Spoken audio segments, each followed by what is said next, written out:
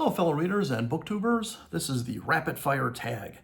This is a tag that's got 25 prompts or 25 questions, and I think the intention here is that you respond to them as quickly as possible without any hesitation, almost like a word association test. I kept seeing this tag show up every time I went on YouTube. All kinds of different people have responded to it, I think since the beginning of the year.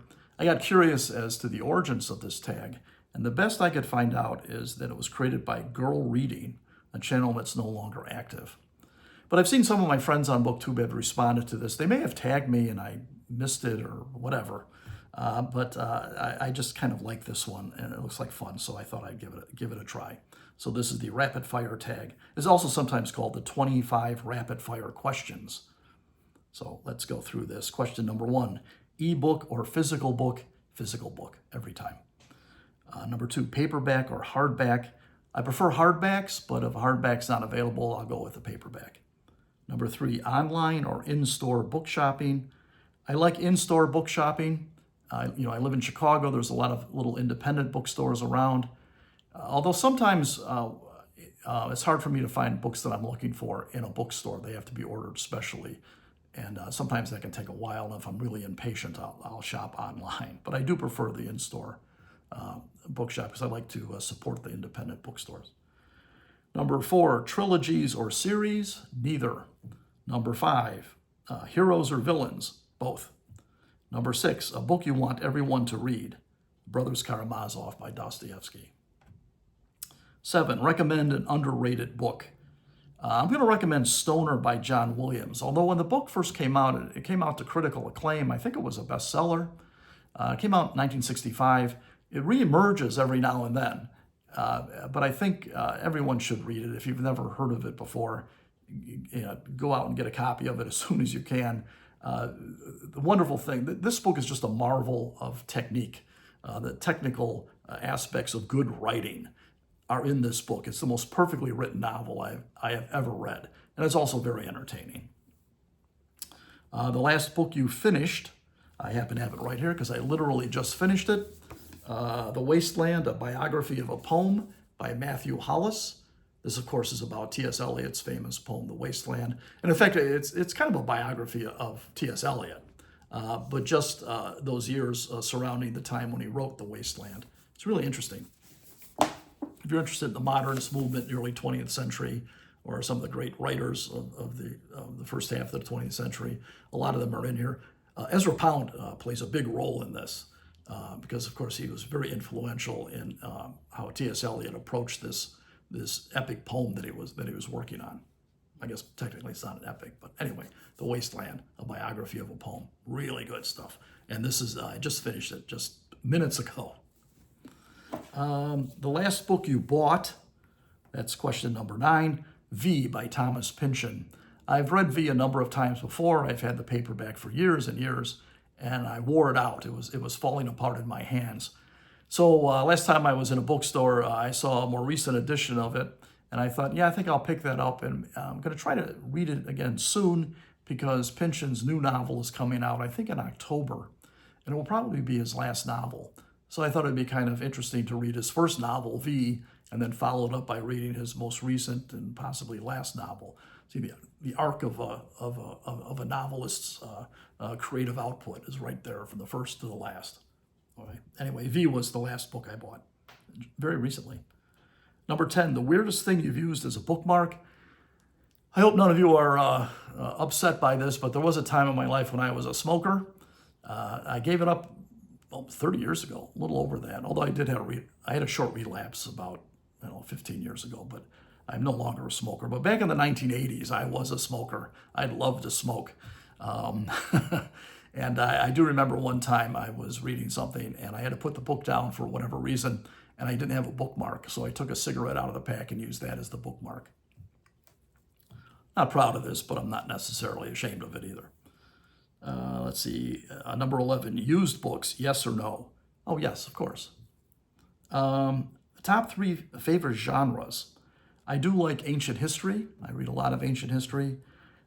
Lately, I've been reading a lot of literary criticism and collections of essays by literary critics. And fiction is not in itself a genre, fiction includes many genres. The kind of fiction I'm talking about is the literature, as they say.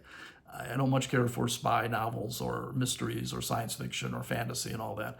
I like the novels that deal with serious topics and take place in the real world. So those are the three: ancient history, literary criticism, and literature. Number 13, borrow or buy. A little bit of both. I'm more inclined to buy books, but I will, go to the library and borrow a book for a time. If I really like it, I'll end up buying it. So I guess maybe I lean more towards buy in that one. Number 14, character or plot, both. Although I prefer strong characters to a plot. If the characters are strong, the plot can almost be incidental. So, yeah, let me say character for that one. Number 15, long or short books, depends on the author. Number 16, long or short chapters. Again, it depends on the author. Name the first three books you can think of. Let's see. Thucydides, History of the Peloponnesian War. Tocqueville's Democracy in America. And Dickens' The Pickwick Papers. Let me explain why those three books are on my mind at the moment. The fall semester has begun. I'm teaching a course in ancient Greek history. So Thucydides, the greatest of the ancient Greek historians, if not the greatest historian of all time.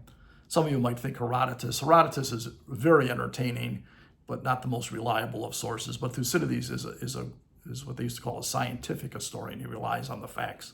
In fact, he fought in the Peloponnesian War, so he knows what he's talking about. And also, I'm teaching a section in U.S. history from the colonial period to the Civil War. Tocqueville's Democracy in America is all about what this country is about.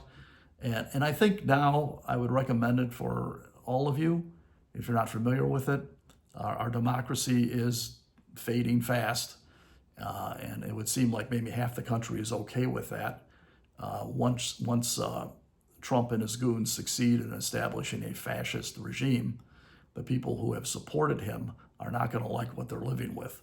So perhaps that can be prevented by reading Democracy in America, or at least know what it is that we're losing. Okay.